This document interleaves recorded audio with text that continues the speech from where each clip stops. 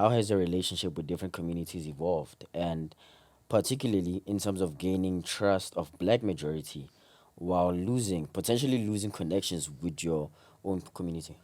Yeah. So when I started my channel and I started advocating, I've never wanted to be a voice for the Afrikaans community or for Africans. My my journey has never been about speaking on behalf of Africans. I would never dare, because I do believe that the power of the future lies in the hands and in the African collective in Africa.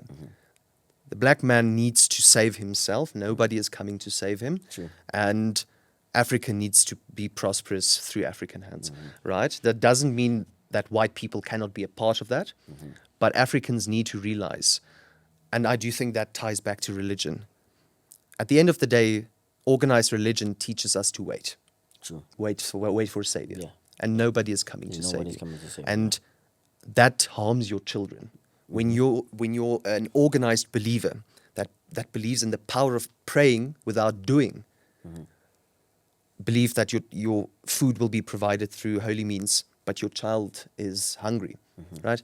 That is a hindrance to progress in both the Afrikaans community and in the African community. So I've always wanted to be an educator, not speak for anyone, but educate people. If that offends Africans, so be it.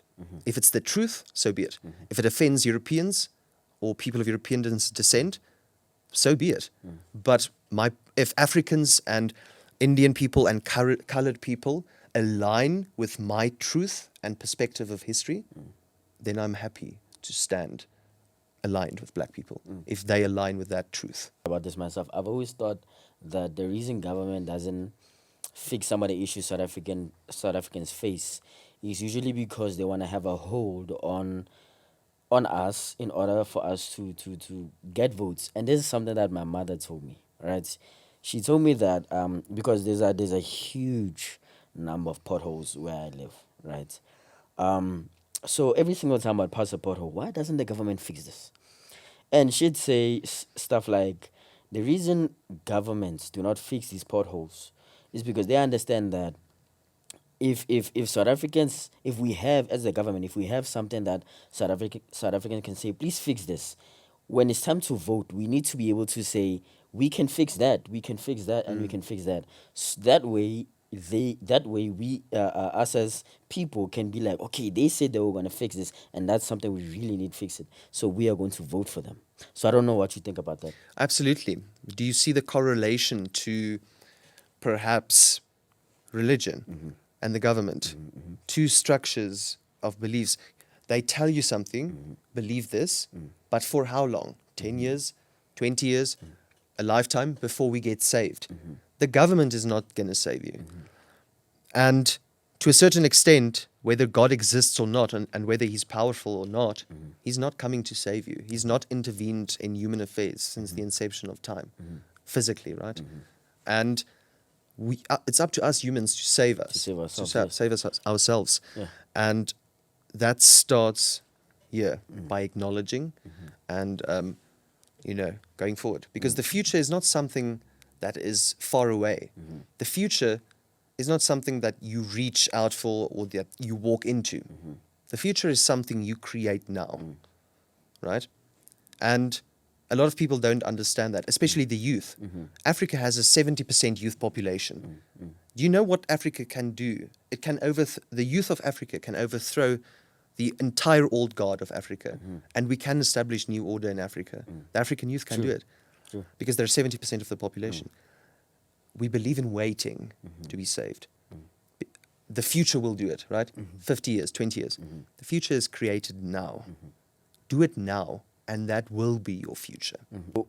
I want to know, is that what religion truly is? Is it just a form of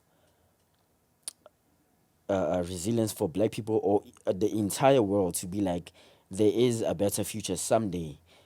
Because if that's the case, then that means we created the whole concept of following Christ and do this and do that. If religion was truly just created for us to feel better about ourselves and our situations. So I don't know what you think about that. So I do think that you know, a lot of these religious texts, whether it be the Bible, the Quran, or the, you know, the Torah, the Bible, I grew up Christian. It's a literal work of art. It sounds beautiful in certain parts, and there's literature to it. So, and there's poems and analogies and things you can learn from, right? So, when we look at, let's use the flood as an example. We as people of the 21st century, we know, right, there most probably was never a global flood that wiped out entire civilizations, and a person of 4,000 years ago built a ship made out of wood larger than the Titanic. Come on. We know that didn't happen. But that doesn't say we cannot take the story and learn something from it. Perhaps cleaning the earth, or the unification of people or the earth or whatever, even though a lot of people died during the flood, according to the Bible, right? My point is, when we take the Bible, take what's good in it, let out what is bad, but don't take the parts that say heaven is what you're really after, because that teaches submission, the mentality of waiting, once again. And at the end of the day, your children are starving now. They're not starving in heaven. And I'll leave you with this quote, right? At a certain extent, the people that gave religion to the masses were very powerful people. Why do they get to experience heaven whilst they're alive? But the people following religion only gets to experience heaven once they've died. And that's a very profound thing we need to do introspection on. Are we going to make heaven happen now?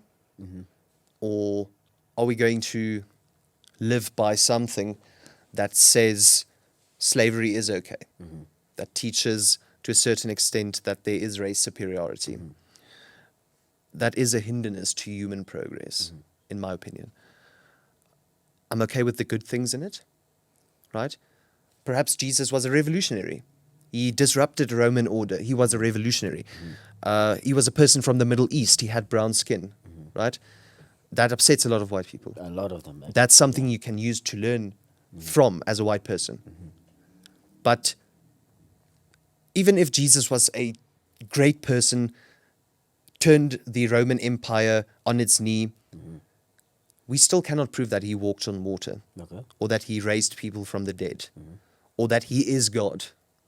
Because that would be extraordinary claims that would require extraordinary evidence, which we don't have for. So it would be arrogant to assume that we know. And therefore I think it's okay if you believe it. But don't put it into the physical world where your child needs to go and sleep hungry tonight because you're waiting for food to fall from heaven tomorrow. That's not how it works. Do you believe in God? I do think that if God exists, it's probably the universe expressing life within itself. If you think about the universe, right, everything we see is a living organism in some way or shape. And I think of the universe perhaps as God and the earth. I see it as perhaps God expressing himself in life. It's just as a tree blossoms and apples and makes apples, the earth humaned. It humaned. And that is God expressing himself. It reminds you that at the end of the day, God is not something that is there. It's something that's within you. You are God to a certain extent because you have the power to create the future now. And that is what God is. So perhaps create your own future. And that is what I tell people every day. Looking ahead, what changes do you think or you hope to see in South Africa, the social and political landscape, and how do you see your role in this entire thing? Well, I hope to see more youth being engaged directly into politics because the youth is being left out in, like I've said, creating their own future. We're being told that 10 or 20 years from now, you'll be wise enough to create your own future. But being wise comes with being taught. So why not show us how to do it now? We want to have the future now. Yeah. And when I say we, I mean Africans Mm-hmm. as the continent geographically. If you live here and you want to contribute to the future of Africa and to Africans as a people and uplift Africans, because that's where solving the world's problems start. It starts at home, and Africa is home. True. You have to solve Africa's problems, and if we do that, we solve the world's problems. And what message do you have for the youth in South Africa who might feel disillusioned with the current state of affairs, and how can they actively participate in creating a change? Speak out. Whether you have 10 followers, 20 followers, if you get 2 likes on one video where you protected democracy or where you spoke out about inequality or injustice, and 2 people viewed it and liked it, that means you've inspired 2 people to perhaps do the same in one day. If everyone speaks out about injustice, especially the youth, we foster a ground, a foundation where the youth feels like it's our responsibility to speak out about it. So future generations will know, the youth will know that they have to speak about it now because it's our future now. So I want to create urgency to it, and I want to say to the youth of South Africa that the future is created now. It's not something that is out of reach. So act now.